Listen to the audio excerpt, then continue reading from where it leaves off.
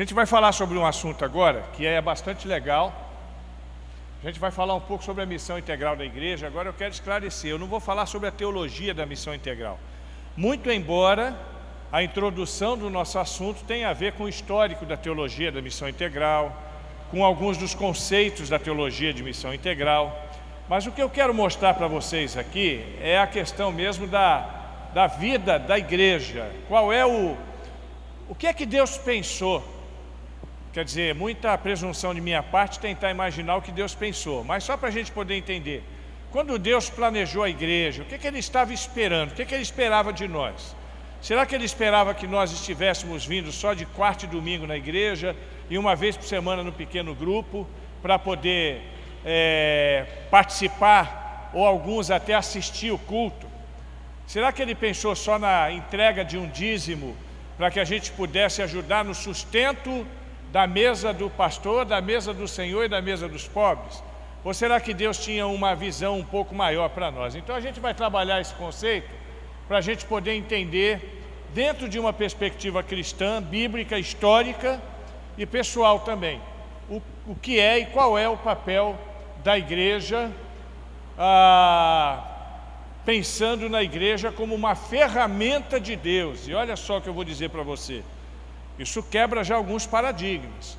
A igreja é uma ferramenta de Deus na interação entre Deus e a humanidade. E a gente precisa entender isso. Vamos parar com essa ideia de pensar que a igreja é a agregação dos certinhos, dos justos, né, apesar de sermos justificados, mas essa não é a visão de Deus para a igreja.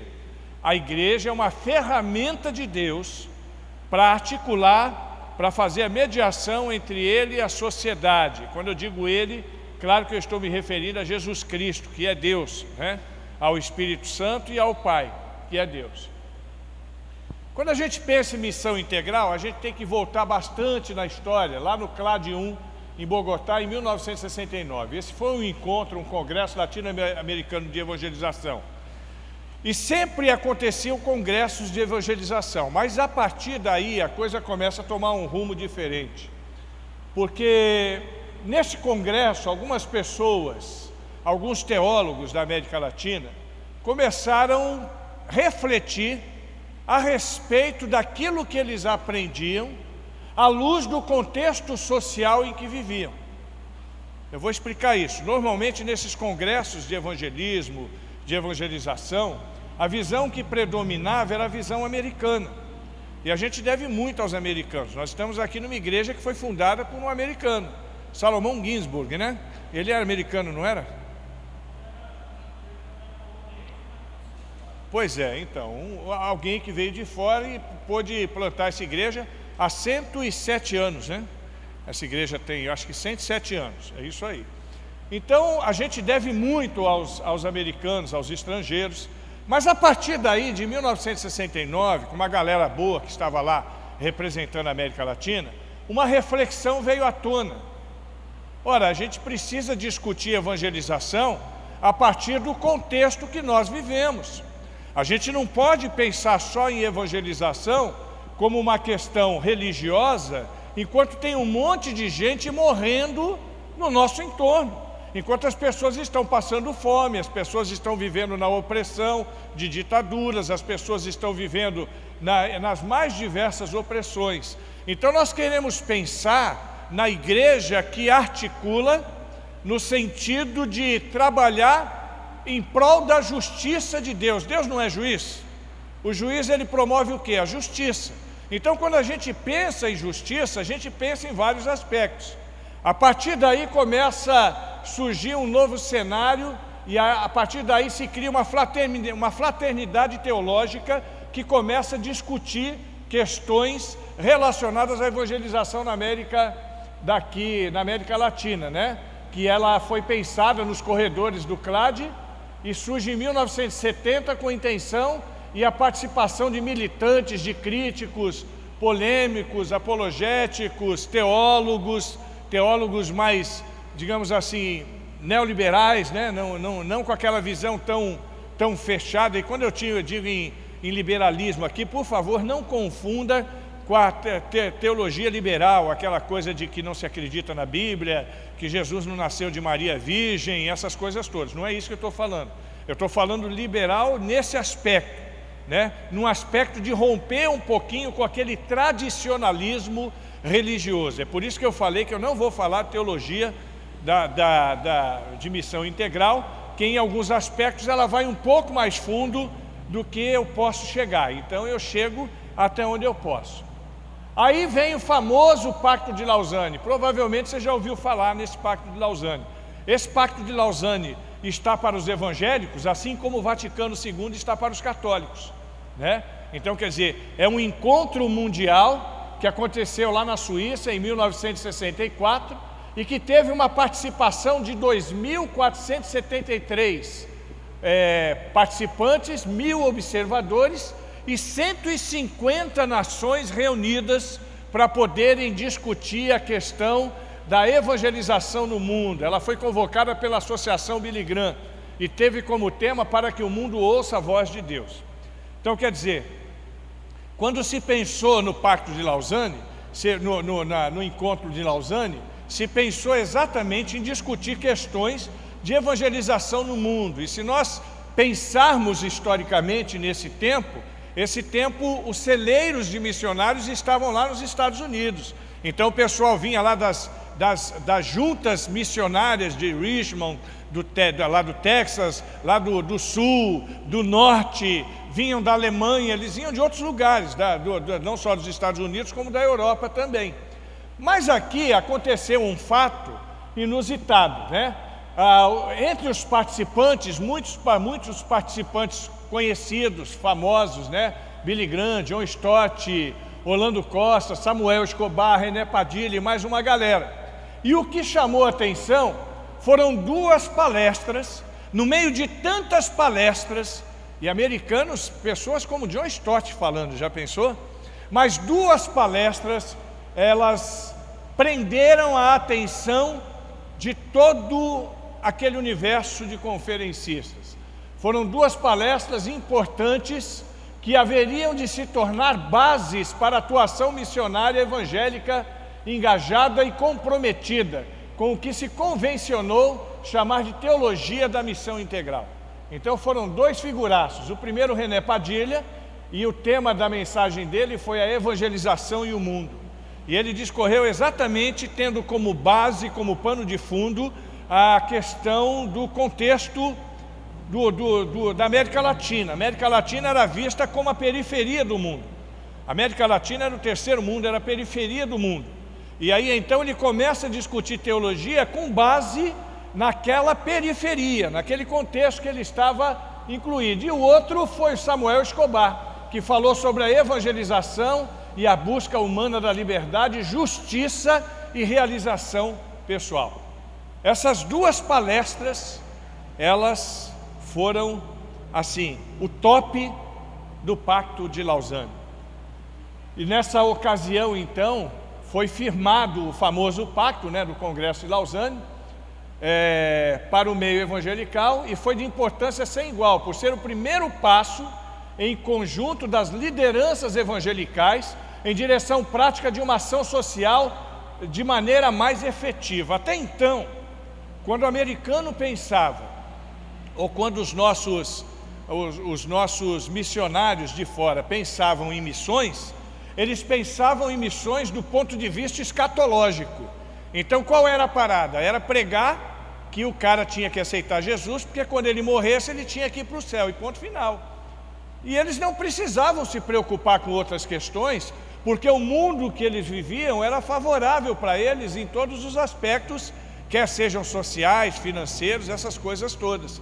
Mas esses discursos de René Padilha e de Samuel Escobar, entre outras discussões que já vinham sendo travadas ali na Fraternidade Teológica, que foi institucionalizada depois do CLAD, começaram a dizer: não, a gente não quer esse tipo de evangelho aqui. A gente quer um evangelho que atenda à necessidade do homem como um todo. Quando morrer ele vai para o céu, legal, mas enquanto ele estiver vivo, o que vai ser dele? Ah, ele tem um lugarzinho, ele vai ter uma mansão no céu, tá bom. E o barraco que ele mora aqui na terra? Quem é que vai dar uma condição melhor para ele? Está dando para entender isso? Então aí é que tem a origem, o ministério, a teologia que se chama de teologia de missão integral, que desagradou e ainda desagrada muitos grupos religiosos, porque ela tem dentro dessa dimensão, digamos assim, as pessoas têm que trabalhar um pouco mais. Uma coisa é você ir para a rua com um monte de folheto embaixo do braço e dizer que Jesus Cristo vai te dar a vida eterna. Outra coisa é você ir para a rua com cesta básica nas costas, né? Ou então você entrar na casa de alguém para poder ler com ele 4 leis espirituais. Outra coisa é você entrar na casa de alguém e ajudar aquela pessoa em algumas tarefas. Às vezes uma senhora de idade que não pode se movimentar, ou alguém que não tem condições, por exemplo, de construir um esgoto mínimo que seja para poder ter um vaso sanitário em casa, e você ajudar. Está dando para entender qual é a pegada? Então essa é a visão. A partir daí então vem o terceiro, que é o Congresso Brasileiro de Evangelização 1, que aconteceu em Belo Horizonte em 1983. E nesse congresso então, o objetivo era tornar mais explícito o vínculo entre Lausanne e o contexto brasileiro. Então aí, quando alguém faz uma lei, o legislador ele faz assim, o legislador ele cria uma lei, e depois tem que ter uma outra lei para poder regulamentar aquela lei que foi criada. Por exemplo, o legislador fala assim, a partir de hoje quem matar vai ser preso, essa é a lei. Mas aí tem que ter a regulamentação da lei. Tudo bem, a partir de hoje quando? A partir de hoje, dia tal. A partir de hoje, quem matar o quê? Ou quem matar quem? Quem matar alguém. Mas em que condição? Homicídio culposo. Você entendeu? Tem que ter uma outra legislação para poder regulamentar a primeira. Então, esse Congresso Brasileiro de Evangelização lá de Minas Gerais, ele vem exatamente para poder, então, tornar mais claro o vínculo entre o Pacto de Lausanne e o Congresso e o contexto brasileiro. A partir daí vieram outros desdobramentos, veio o Conselho de Igrejas, veio discussões a respeito do ecumenismo, que não é aquela discussão de ecumenismo que a gente ouve. Às vezes a gente fala, ecumenismo, eu estou fora, e às vezes nem sabe o que está falando. Ecumenismo não é essas coisas que as pessoas falam por aí, mas não é o nosso alvo de discussão, né? Só para entender que a partir daí então, a questão da missão integral, ela começa a tomar corpo.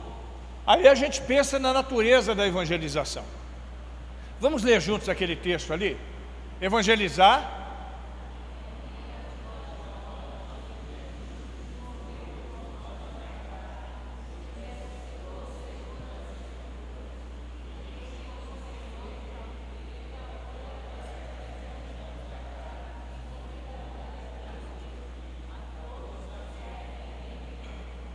Muito bem.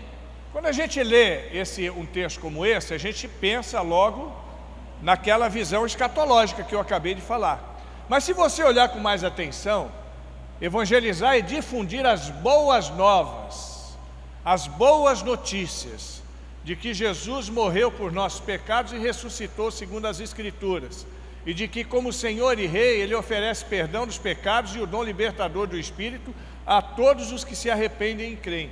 Quando Jesus morre por nós, Ele morre só para nos garantir a vida eterna?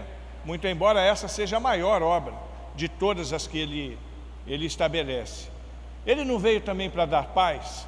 Quando Jesus anda entre nós, há 2000 e poucos anos atrás, como humano, igual eu e você, o que acontecia por onde Ele passava?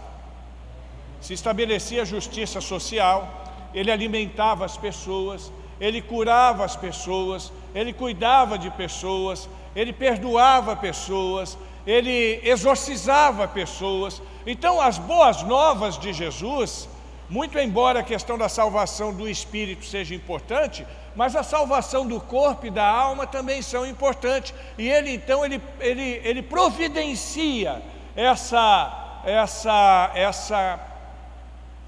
libertação para todos aqueles que creem. E aí então a gente começa a pensar na responsabilidade social cristã. Afirmamos que Deus é o Criador e juiz de todos os homens, portanto, devemos partilhar o seu interesse pela justiça e pela conciliação em toda a sociedade humana e pela libertação dos homens de todo tipo de opressão. Será que Jesus está de fato preocupado com as opressões humanas? Será que quando a gente vê um pobre ou um miserável, e hoje aqui nós falamos de profissionais do sexo, nós ouvimos falar de dependentes químicos, ouvimos falar de cracudo, como será que Deus olha e vê aquelas pessoas? Com misericórdia, com raiva? De que forma você acha que Deus olha e os vê? Sem dúvida nenhuma, com muita misericórdia e compaixão.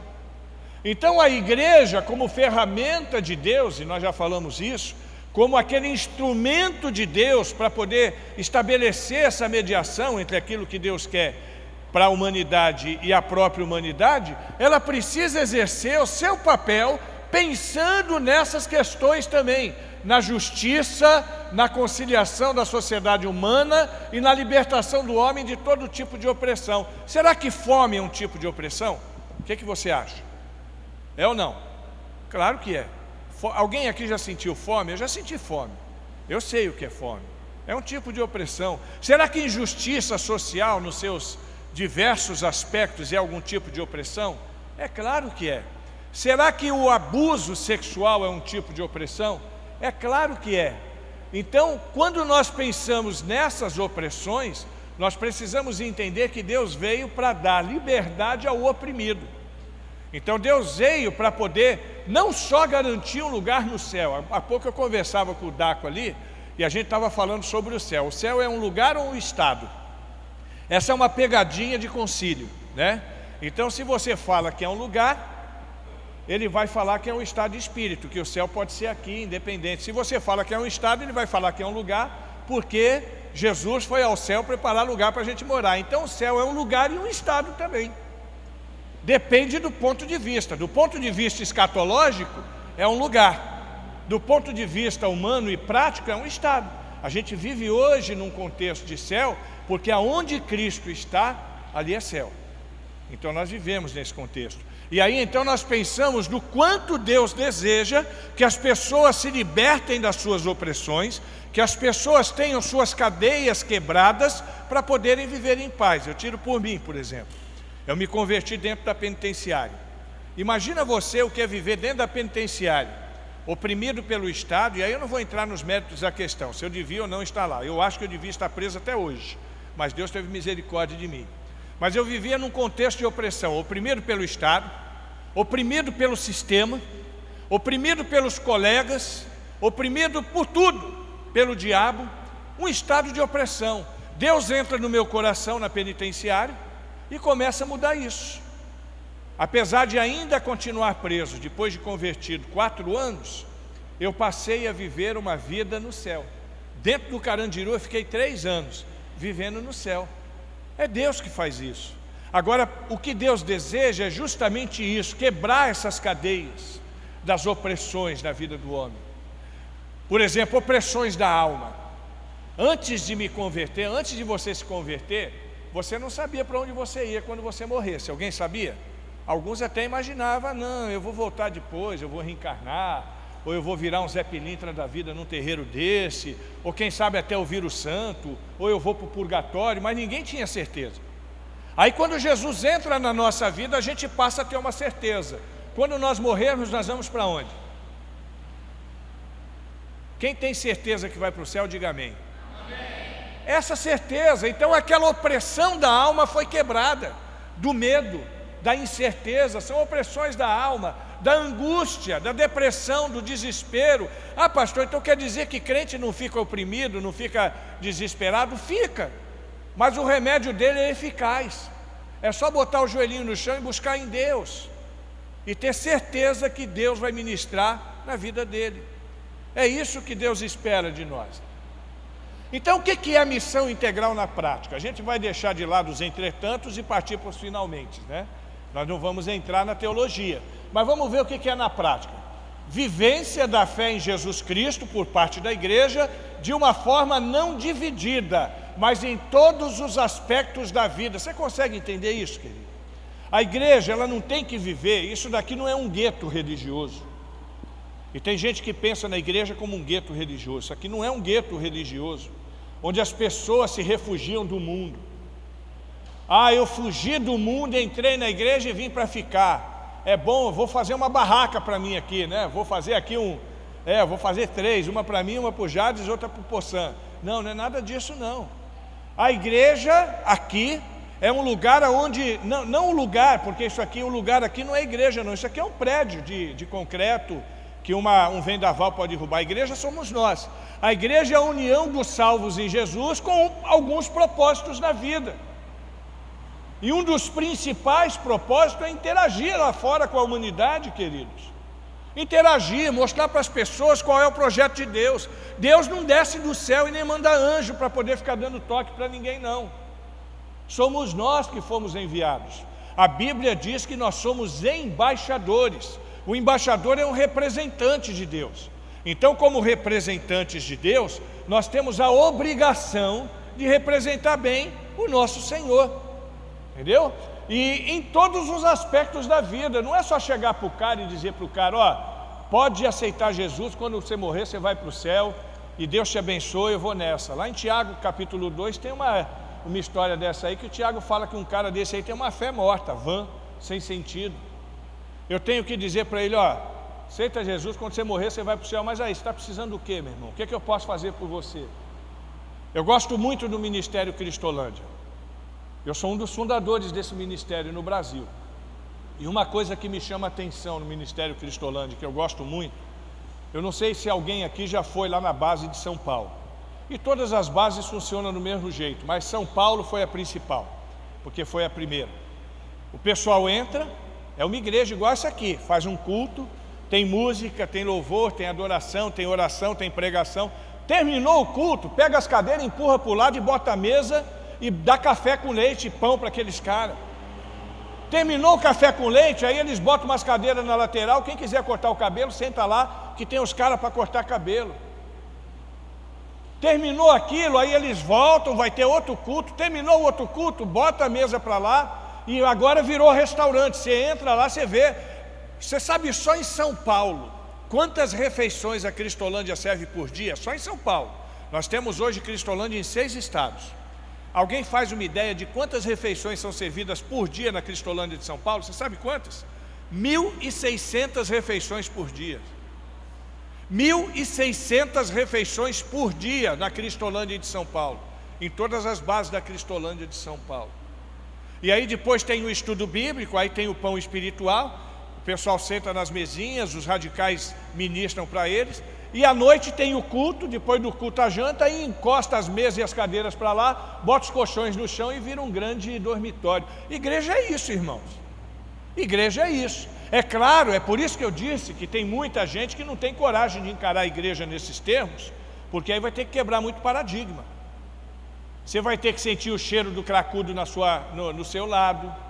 Você vai ter que conviver às vezes com a repugnância de ver uma pessoa que de repente tem uma opção diferente da convencional e você acha que coisa nojenta, meu Deus do céu, coisas assim. Você vai ter que conviver dentro de um cenário onde as pessoas não se vestem como você. Esses dias eu fui numa igreja, deixa eu ver onde foi, eu não sei se foi lá no Mato Grosso, eu não sei, um lugar desse aí. E enquanto eu estava falando sobre esse assunto, entrou uma menina com o cabelo todo azul. A menina entrou, cabelo todo azul, mesmo da igreja, tadinha. E do jeito que ela entrou, eu percebi que ela era meio excluída. O pessoal olhando assim para ela e tal. Ela sentou lá no fundo. Aí eu falando sobre a questão de preconceito, aí eu falei, por exemplo, aquela menina do cabelo azul. Ela ficou sem graça, todo mundo olhou. Eu falei que atire a primeira pedra aquele que nunca pintou de preto. E aí? Que atire a primeira pedra aquele que nunca pintou de louro. Não é? Qual é o pecado? É a cor da tintura? Ah, aquele cara usa tatuagem, tatuagem é do demônio. Tá bom. E a sobrancelha definitiva que você usa? É o que aquilo, se não uma tatuagem? Você está entendendo, cara? Então a gente tem que quebrar essas coisas e tem que entender o homem num todo. A igreja, Deus não pensou na igreja como o lugar do suprassumo, da excelência da santidade humana. Ele pensou na igreja como um bando de pecador, que nós somos um bando de pecador, lavados e remidos pelo sangue de Jesus, com disposição de encarar o diabo frente a frente e saquear o inferno. Tem gente que não gosta dessa expressão, saquear o inferno, Mas ainda há pouco eu conversava com o Dac. Eu gosto de falar com o Dac é um herege que de vez em quando ele chega junto, né? Aí a gente estava falando, as portas do inferno não prevalecerão sobre a igreja do Senhor. A gente fala isso, né? E as pessoas entendem o que com isso? Que o inferno não vai invadir a igreja, não é isso? Mas é o contrário. O que está dizendo o texto é que a porta é do inferno, não é da igreja não. Ela não vai prevalecer sobre a igreja, quer dizer, a igreja vai invadir. Não é o inferno que vai tentar invadir a igreja, o inferno ele vai ficar na dele. A igreja que vai invadir e a porta do inferno não vai prevalecer.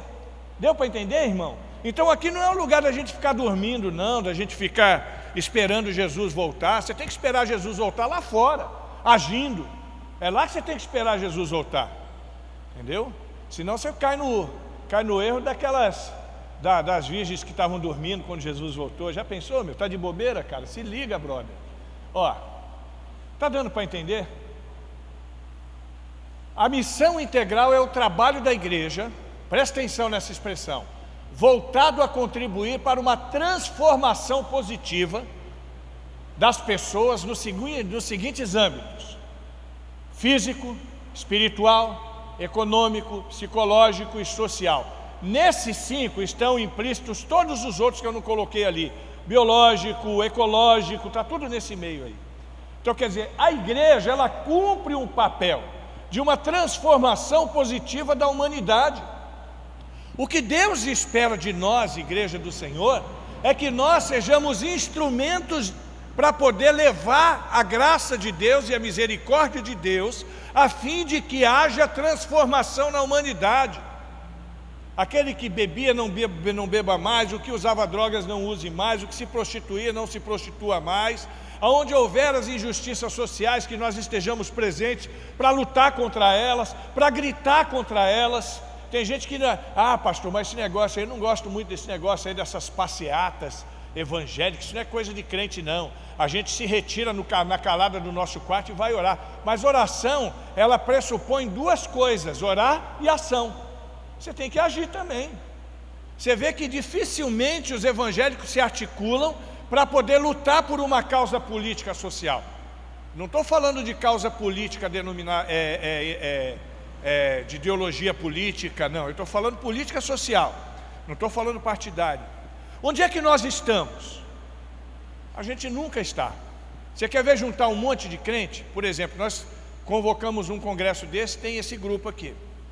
Agora, se tivesse Aline Barros cantando, ia estar assim, ó. Se tivesse o Lázaro cantando, ia estar... É porque vocês não sabiam que era o Poçã, porque senão ia estar em cheio aqui também. Você sabe por quê? Porque o crente não se articula para lutar. O crente, infelizmente, irmão, não me leve a mal, nem você que está me vendo aí do outro lado da telinha, nem você que está aqui, não me leve a mal. O crente gosta de oba-oba. O crente gosta de oba-oba. É só negócio do mover. O mover. Que mover coisa nenhuma, meu irmão. Se mover em prol das coisas de Deus, daquilo que Deus espera de nós. Quer se mover? Vai lá no coque. Tem um monte de gente precisando ser abraçada no coque. Pessoas que estão vivendo, carentes de amor. Pessoas que nunca receberam um abraço.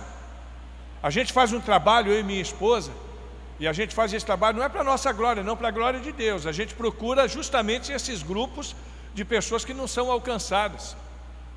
No Dia Internacional da Mulher, nós entramos num dos maiores prostíbulos do Brasil. Você já deve ter ouvido falar de Vila Mimosa, no Rio. É o mais antigo prostíbulo do Brasil. Ele existe desde 1920 e ele hoje tem 1.500 prostitutas e no final de semana tem uma frequência de 5.000 homens, mais ou menos, 4.000, 5.000 homens. Nós entramos lá com um grupo de 35 voluntários. Você sabe o que mais me chamava a atenção naquele nosso trabalho? E não era o trabalho de chegar com um folheto e dizer Jesus te ama, Ele quer te tirar dessa situação, não. Simplesmente de abraçar aquelas mulheres e dizer para elas assim: hoje é dia da mulher, eu posso te dar um abraço? Dar uma rosa para ela. E aí abraçar e dizer no pé de orelha dela: olha, Deus ama você, querida. A coisa que mais me chamava a atenção eram aqueles abraços demorados, mas não é demorado de maldade, não, que era o reflexo da carência da pessoa que estava sendo abraçada. Isso que me chama a atenção. Como tem gente que precisa de um abraço, Mas não é esses movimentos, não, abraço grátis, legal isso aí e tal, mas só para fazer, não. Você tem que fazer por compaixão. Está ligado qual que é? Tem que fazer por compaixão. Abraçar aquelas pessoas, dizer o quanto você as ama. Às vezes a gente entra em morro lá no Rio, no meio do tráfico mesmo, o Poçan já tomou até tiro lá no Rio, lá na programação com a gente, o Poçan pregando, não pegou nele, pegou em 2 irmãos que estavam na igreja, mas deram até tiro, na hora da mensagem, né? Na hora da mensagem. Aquele povo, eles param para ouvir o Evangelho, e a igreja é que tem que proporcionar isso. A gente quer mudança de vida na vida dos traficantes, das prostitutas, a gente quer mudança de vida na vida dos dependentes químicos, dos ladrões, a gente quer mudança de vida na vida dos miseráveis, dos badameiros. Você sabe o que é badameiro? Aquelas pessoas que vivem do lixo, que vivem dentro do lixão. Se a gente quer mudança de vida, a gente tem que levá-los a um encontro com Cristo. Se a gente não fizer isso, não vai resolver. Alguns conceitos básicos. Primeiro, a base bíblica, né? Existe base bíblica para isso. São as parábolas, a prática cristã, ensinos paulinos, como o de Efésios 2, 8 e 9. Esse aí é que eu gosto de ver. Você quer ver uma coisa? Quem sabe Efésios 2, 8 e 9 de cor?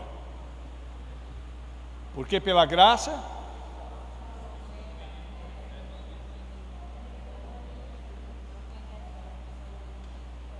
Isso, e o 10? O 10 é que a gente tinha que saber de cor.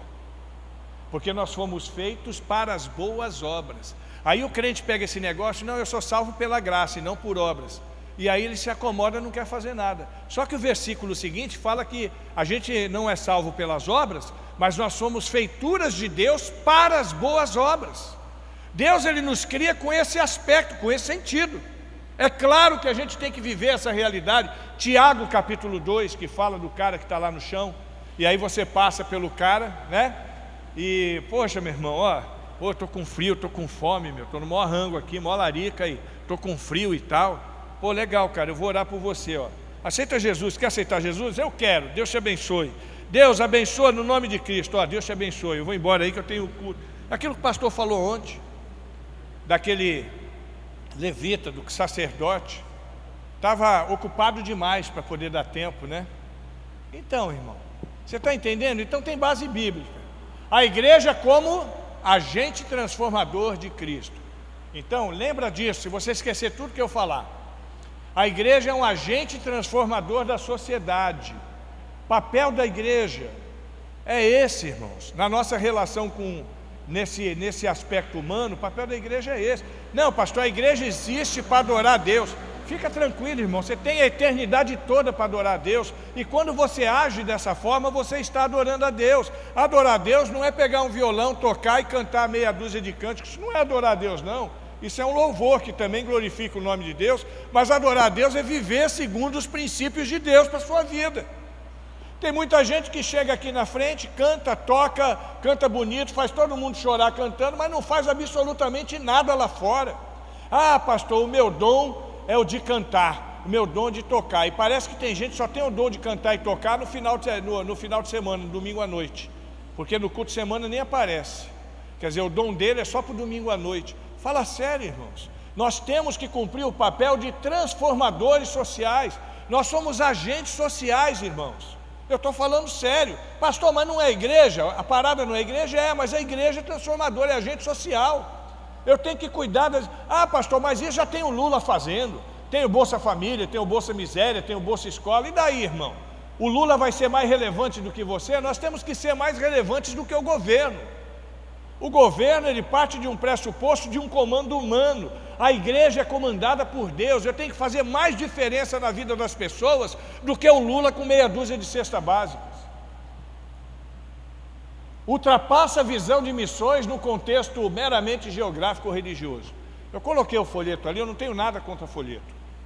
Mas se evangelizar fosse só distribuir folheto, eu chegava num grupo como esse, escolhia 2 pessoas, dava R$15 para cada um para ficar na esquina distribuindo folheto. A igreja já cumpriu o ID de Jesus. Evangelizar não é só distribuir folheto e nem é uma questão geográfica. Tem gente... Por trabalhar na sede de missões nacionais, às vezes eu ouço discursos como esse: ah, pastor, eu queria ser missionário, Eu quero atravessar o mundo pregando o Evangelho de Cristo. Via de regra, eu olho para a pessoa e falo: meu filho, se você atravessar a rua da sua casa, já está num bom tamanho. Ah, pastor, eu quero ir lá para a janela 1040. Todo mundo sabe que a janela 1040 é aquele espaço no Mapa Mundi, onde tem a maior concentração de muçulmanos e a menor concentração de crentes. Esse é um alvo, é um foco de missões mundiais. Aí tem gente que vem naquele romancismo, pensando que, querendo fazer turismo missionário, que tem muito turista missionário. Ele quer fazer missões, mas porque quer fazer turismo, quer passear, quer conhecer outros lugares. Ah, eu quero ir para o Haiti, ah, eu quero ir não sei para onde. Meu irmão, janela 1040, abre a janela da sua casa que você vai ver uma demanda missionária muito grande. Não precisa ir muito longe, não. Você está entendendo qual que é? Então, essa visão missionária dentro de uma perspectiva de missão integral, ela ultrapassa a questão religiosa ou a questão geográfica. É mais do que você garantir um destino escatológico para a pessoa. É mais do que distribuir um folheto. É mais do que atravessar o mundo. Até porque o contexto, na visão de Jesus, evangelismo se faz assim, ó. Não é assim? Começa aqui, aí vai ampliando até os confins da terra. Então não é assim, confins da terra e vai voltando, é o contrário. E a gente tem que seguir o padrão de Deus. A grande comissão não diz respeito somente a garantir a salvação da alma. Deus deseja salvar o homem todo. Então eu gosto de mostrar essa ilustração. Eu não sei se eu já mostrei aqui na igreja, mas de qualquer maneira eu quero mostrar 6 considerações importantes sobre a grande comissão, para a gente entender que a grande comissão é muito mais do que pregar o evangelho. Quem sabe de qual a grande comissão aí? Ide por todo mundo, pregar o evangelho a toda criatura, né? O ide ensinando-os e batizando-os, né? E eis que estou convosco todos os dias. Então, o ide, ele tem alguns aspectos interessantes que eu quero te chamar a atenção agora. O primeiro é a questão da autoridade. A autoridade da grande comissão é divina. Quem manda é Deus. Não é o pastor que manda, não é o pastor Fernando. Quem manda pregar o evangelho, cumprir a grande comissão, é Deus. E aí então, se Jesus Cristo é o Senhor e Ele manda, você tem que fazer o quê? Você tem que cumprir. Quem pode, manda. Quem tem juízo, obedece. Essa parada é desse jeito. Jesus dá ordem, então você cumpre, prega e pronto, final. Não tem o que discutir. Segundo aspecto, diz respeito ao verbo da grande comissão. O primeiro verbo da grande comissão é o ide. O ide. E eu quero te chamar a atenção nesse verbo por causa do tempo e modo desse verbo. Ele está no presente do indicativo, no modo imperativo. O que quer dizer isso? É para fazer quando? Hoje, presente do indicativo. Modo imperativo significa o quê? Que é para fazer e ponto final. Então não se discute. O verbo ide não é um chamado, é uma ordem, é para todo mundo. O verbo dá conta de que todos nós precisamos cumprir essa ordem. O ide de Jesus não é um chamado, é uma ordem. A abrangência da grande comissão é para pregar o evangelho para quem? Toda criatura. Quem é toda criatura? Toda criatura é toda criatura. É para pregar o evangelho para todo mundo. É para pregar o evangelho para prostituta. Mas será que Deus ama prostituta? É para pregar o evangelho para travesti? Mas Deus ama travesti? É para pregar o evangelho para bandido? Olha, eu vou dizer um negócio para você. Deus salva até flamenguista. Pode ter certeza, porque Deus ama todo mundo. Jesus ama os pobres e ama de uma maneira muito especial. Ele ama os marginalizados. Ali o encontro de Zaqueu com Jesus Cristo nos mostra isso. Ele ama os homossexuais. Jesus ama os homossexuais. Ele abomina a homossexualidade, mas Ele ama os homossexuais. Ele ama as prostitutas, querido. E nós temos que entender isso. Não adianta ficar com um negócio de história, não. Ah, pastor, não. Eu te dou graças, ó Deus, porque eu não sou igual àquela pessoa. Tem crente assim. Você lembra dessa coisa que eu acabei de falar? De onde é que você lembra disso? Da Bíblia, fariseu e publicano orando. Senhor, eu te agradeço, ó Deus, porque eu não sou igual àquele miserável ali. Eu sou cumpridor dos meus deveres, eu dou meu dízimo, eu vou na igreja, eu não pulo a cerca, eu não bebo, eu não fumo em público, eu cumpro o meu papel. Aí o publicano vai orar, sabe como é que ele ora? Tem misericórdia de mim, Senhor, porque eu sou um pecador. Está entendendo qual é a parada? Deus ama essas pessoas e ama muito os oprimidos. Deus ama os oprimidos, Deus quer livrar os oprimidos da opressão. Ele, na realidade, ama a todos. Será que Deus ama o Fernandinho Beiramar? Ama. Tanto ama que o Fernandinho Beiramar está fazendo seminário conosco. Sabia disso? Está fazendo seminário conosco, com a Igreja Batista. Está fazendo seminário batista lá do Paraná, com o nosso missionário, Luiz Carlos. Está fazendo um seminário. Tem gente criticando. Que é isso, pastor? Tem um monte de crente na igreja que quer ir para o seminário e não vai. Ué, é só você ir para um presídio federal que a gente arruma uma vaga de graça para você. Não tem problema. Vai para o presídio federal que a gente arruma uma vaga de graça, né? Agora, se estiver aqui fora, você tem que se virar mesmo. Tem os padrões. Tem gente que é assim, ó. Olha ali aquela parada. Está vendo ali? Pena que meu ministério é outro, senão eu pregaria para todas essas pessoas. Está vendo o crentão ali no meio? Tem muita gente assim. Abre aqui para mim, brother. Tem muita gente assim. Às vezes está num contexto e fala, esse não é o meu ministério, então eu não vou pregar. Tem gente desse jeito. Obrigado. Tem gente que é assim. Será que é isso que Deus espera de nós? É claro que algumas pessoas vão ter uma pegada diferenciada. Por exemplo, Moisés tem uma pegada diferenciada com a sua família, para trabalhar com um motociclista, que nem eu tenho. Apesar de ter a mente aberta, mas a minha pegada é outra. Mas isso não quer dizer que se o Moisés estiver na padaria para comprar pão e alguém dá uma bola quicando para ele, que ele não vai chutar para gol, né, Moisés? Fala a verdade. Você está entendendo o que eu estou falando? Aí tem gente que não entende o processo do id, porque eu falei que ela está no presente do indicativo no modo imperativo, mas isso é no português. Você sabe no grego qual é o tempo verbal do id? É o gerúndio. O que quer dizer isso? Enquanto eu estiver indo. Então não é ide, sai daqui, chega lá, quando chegar lá você prega. Por onde você estiver indo, você vai falando do amor de Deus, vai contagiando as pessoas. Eu estou aí com a minha meia-idade e caminhando já há 25 anos na presença do Senhor, e por onde eu tenho ido, eu tenho falado do amor de Deus, para a glória de Deus. Isso não é porque eu sou melhor do que ninguém, não, pelo contrário. De todos nós aqui, ninguém viveu uma aventura igual a minha, negativa. Também não quer dizer que isso faça de mim uma pessoa mais espiritual do que ninguém. Só para você entender que ninguém é alguém porque é alguém. Nós somos alguém porque Jesus morreu por nós. Aí então nós somos alguém, em Cristo Jesus.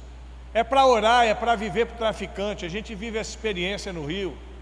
Por tribos urbanas, o Poção vai falar daqui a pouquinho das tribos, né? E aí a gente pergunta, né? Eu sou imperfeito, sua igreja está pronta para me receber? Está pronto para receber um tatuado?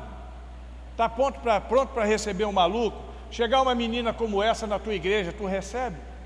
Tem que receber, tem que amar, tem que abraçar, tem que beijar e tem que deixar Deus agir na vida dela. Não é chegar, não, minha filha, Deus te abençoe, mas a partir de hoje, por favor, não venha mais desse jeito, né?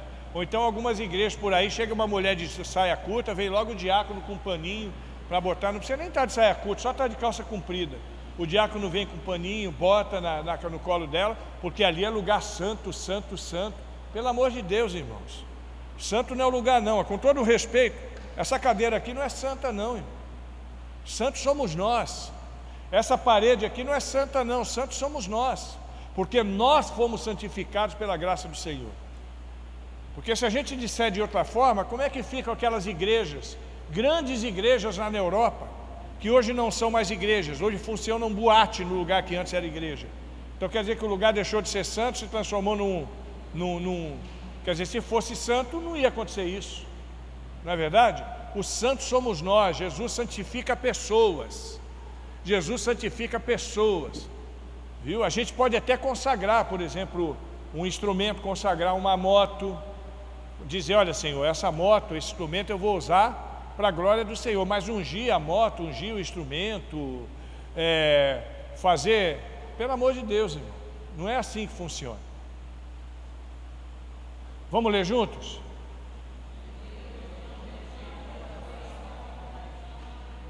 Não rejeita mesmo? Mesmo que seja uma pessoa assim? Mesmo que seja uma pessoa assim? Será que Deus deixa de amar essa pessoa porque ela tem tatuagem? O que você acha? Não. E quem é que tem que falar para ele que Deus o ama, apesar das tatuagens? Somos nós. Ali é um culto underground. Pastor, aquele cara está com uma caveira no peito. Tem gente que tem medo de caveira, né? Tem gente que gosta de usar um crânio. O que a caveira representa para você aqui? O que a caveira representa para você? Morte? Para mim não. Para mim representa, sabe o que? Igualdade. Se eu pegar 10 crânios agora, colocar aqui, você vai me dizer quem era negro, quem era branco, quem era homem, quem era mulher, quem era alto, quem era baixo? Você vai conseguir? Por quê? Porque é tudo igual. Quando você vê crente que usa crânio, não julga antes de saber porque que ele está fazendo aquilo. A maioria dos crentes que usam crânio para evangelizar, eles usam nesse aspecto, que é todo mundo igual. Somos todos iguais diante de Deus. É só tirar a carne que você vai ver, todo mundo igualzinho. Se botar, claro que o meu crânio vai ser um crânio mais bonito, né? Já o do cearense já vai ser um pouquinho maior e tal, mas é tudo igual. É tudo igual. Profissionais do sexo, Deus ama as prostitutas, os garotos de programa. E aí a gente vê, né, uma cena como essa, uma moça como essa não deveria ser vista como uma pessoa ruim, uma pessoa descarada, uma prostituta, né? Uma mulher que vive numa condição dessa, ela não é feliz por fazer isso não. É aquilo que o Daniel falou de manhã, ela não tem uma vida fácil, ela tem uma vida difícil, né? E as mulheres aqui presentes imaginam o que eu estou falando, se prostituir para poder se sustentar. E a igreja, porque uma mulher quando ela está numa situação dessa, quando ela está na calada da sua solidão, ela está assim, ela está deprimida. Você acha que alguma mulher feliz por se prostituir? Eu duvido. E a igreja não pode vê-la como o mundo vê. O mundo vê essas mulheres assim, ó. É assim que o mundo vê essas mulheres. E a igreja tem que vê-las diferente. Tem que vê-las como mulheres que são amadas por Deus. E quando a gente pensa, por exemplo, nos homens travestis, que passam por uma situação dessa, uma crise de identidade, uma situação muito difícil. Então você pensa que o travesti é o cara mais feliz do mundo porque é travesti. Ah, eu estou revelando meu lado mulher. Isso é conversa. Isso é conversa. No fundo, ele tem uma terrível crise de identidade. Nem ele sabe direito o que ele é, porque ele não deixou de ser homem. A alma dele é feminina. Isso é conversa também. Meninos e meninas que fazem da prostituição a sua rotina, a prostituição infantil. Tem um ano que eu estou tentando missionário e não consigo, para trabalhar na BR-153, lá na Belém, Brasília, no município de Pugmil, perto de Palmas, em Tocantins. Os pais levam as crianças de 9, de 10 anos para a estrada para fazer vida com caminhoneiro. São obrigadas a se prostituir pelos próprios pais. É uma coisa horrível. Meninas de 11 anos que se prostituem por R$ 1,99, eu já vi isso de perto, irmãos. Lá no Espírito Santo, em muitos lugares do Brasil ainda existe isso. Os distúrbios sexuais, por conta dessa questão e dos abusos sexuais também.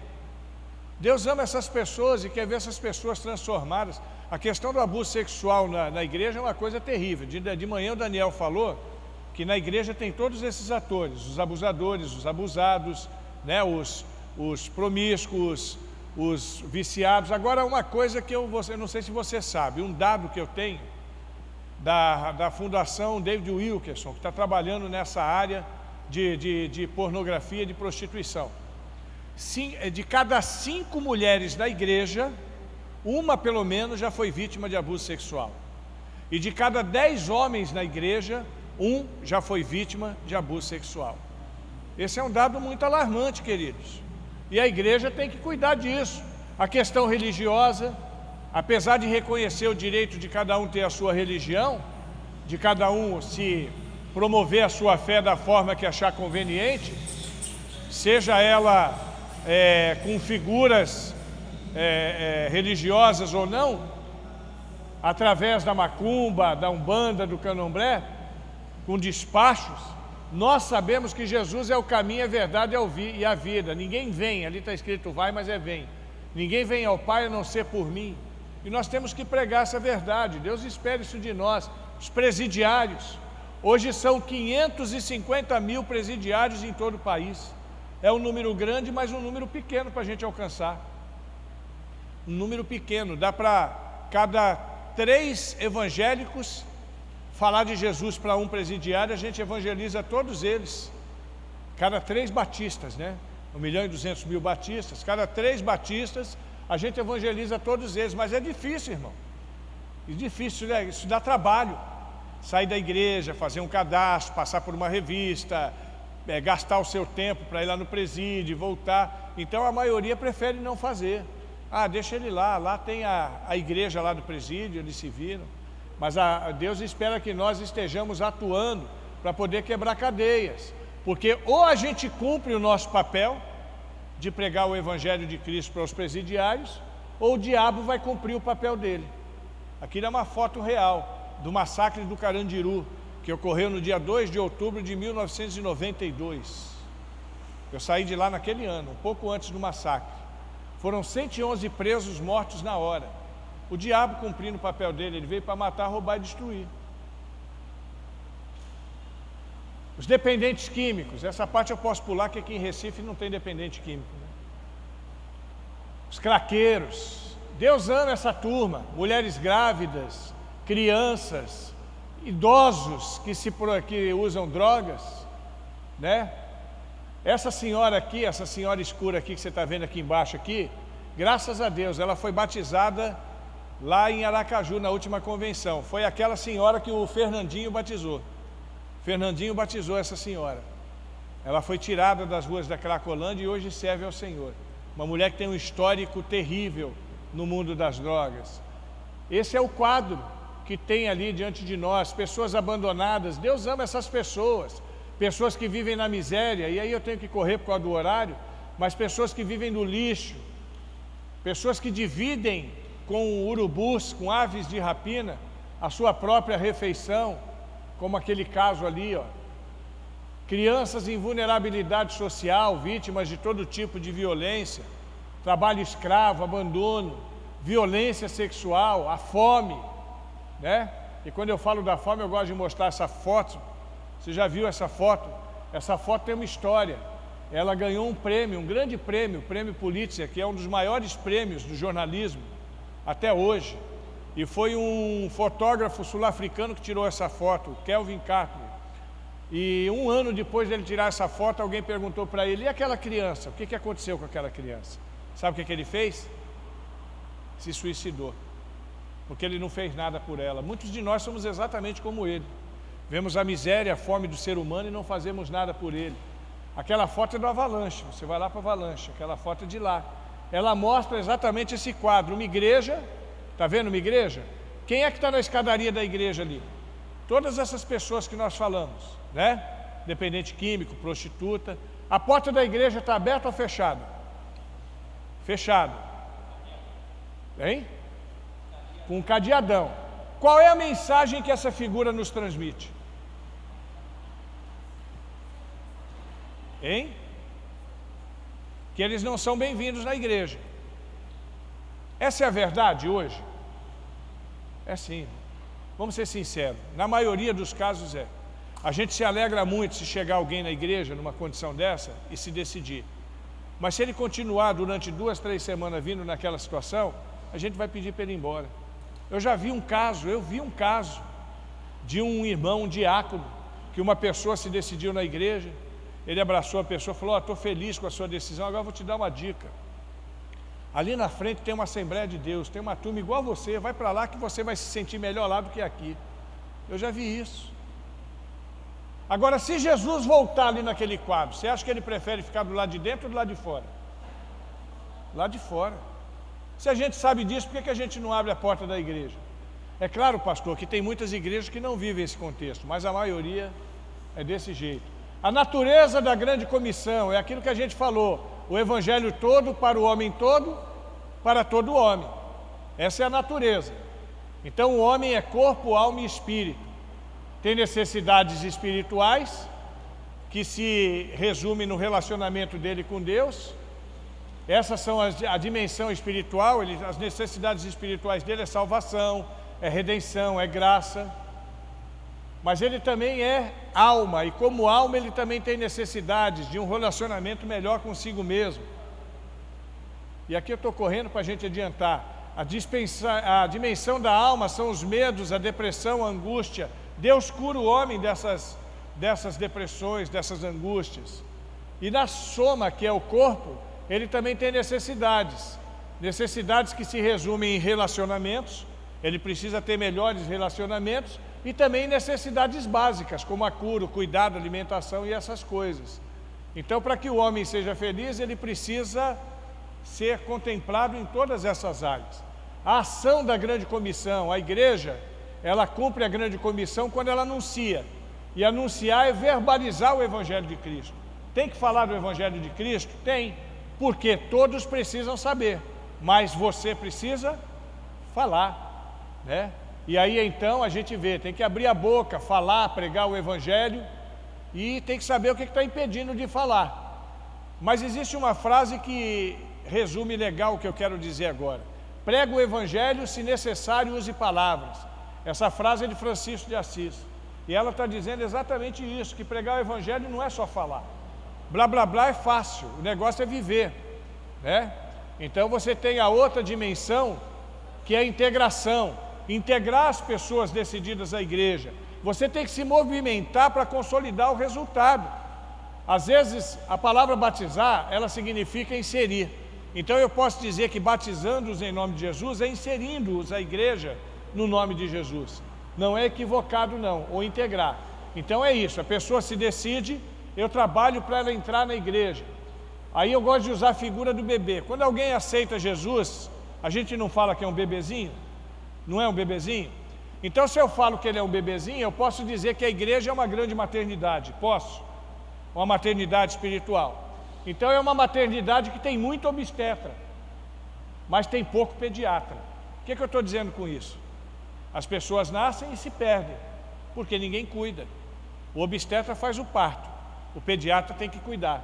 Mas na igreja pouca gente se preocupa em cuidar. Fica todo mundo esperando que o pastor corra atrás da ovelha perdida, sendo que todos nós deveríamos cumprir esse papel, abençoar. Esse é o papel de todos nós, ensinando-os a guardar todas as coisas, é o discipulado, multiplicação de discípulos. Esse é papel da igreja também, mas às vezes a gente não cumpre esse papel. É mais ou menos assim, um leva o evangelho para outros, outros levam o evangelho para outros, outros levam o evangelho para outros, e dessa forma a igreja é construída.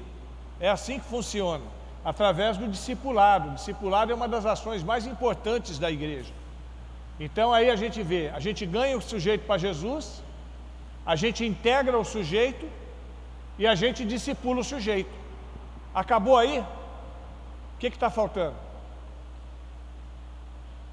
Enviar. Aí a gente envia, não é assim? Ali de novo, ó. Você ganha, você consolida, você discipula e você envia. Acabou aí? Ainda tem mais uma coisinha. Aí quando você envia, ele entra naquela, ele ganha outra, ele discipula outra, ele consolida outra, ele envia outra. E assim por diante. E assim a igreja de Cristo, ela é construída. Deixa eu pular aqui. E a garantia final da grande comissão é a certeza que Cristo está conosco todos os dias até a consumação dos séculos. Então a gente não tem dúvida quanto a isso. Nós não estamos sozinhos, porque Deus está conosco em todos os dias, será nossa segurança. Outra coisa então é a diferença da igreja reino e reinado e castelo. Castelo é aquele prédiozinho que é construído, que tem um reizinho que manda em tudo lá dentro e que não está preocupado com os vizinhos, só se for para dar tiro nos outros. Então ele constrói até uma vala, enche de jacaré para ninguém se aproximar. Tem igreja que é assim, que é castelo. E outra, se o cara chegar e quiser colocar uma outra igreja na outra esquina ali, o cara vai brigar, vai falar, isso é antiético. Onde já se viu, pelo menos 1 quilômetro da minha igreja, isso é absurdo. Boteco o cara coloca um colado no outro, boca de fumo é uma colada na outra, por que na igreja não pode ser uma colada na outra? Quisera eu que uma rua fosse só cheia de igreja, né? Seria uma bênção, mas isso aí é só para quem tem reino, para quem articula no reino e não no castelo. A encarnação dos valores do reino de Deus e testificar o amor, a justiça reveladas em Jesus Cristo, o poder do Espírito Santo, em vistas à transformação da vida humana em todas as suas dimensões, tanto pessoais quanto comunitárias. É isso que Deus espera da igreja. A igreja, ela tem que assumir o seu papel em todas essas dimensões, o seu papel com todas as pessoas que precisam. E é disso que nós estamos falando, é disso que nós queremos que a igreja entenda, que a igreja viva. O Evangelho de Cristo é um Evangelho que precisa ser vivido na sua integralidade. Não adianta, irmão, se você sair daqui para falar de Jesus para os outros só de blá blá blá, você está sendo hipócrita, religioso, fariseu, sepulcro caiado, você está sendo raça de víbora, você está sendo cara de pau, você está sendo tudo, mas não está sendo cristão, porque o cristão vive o Evangelho de Cristo. Amém?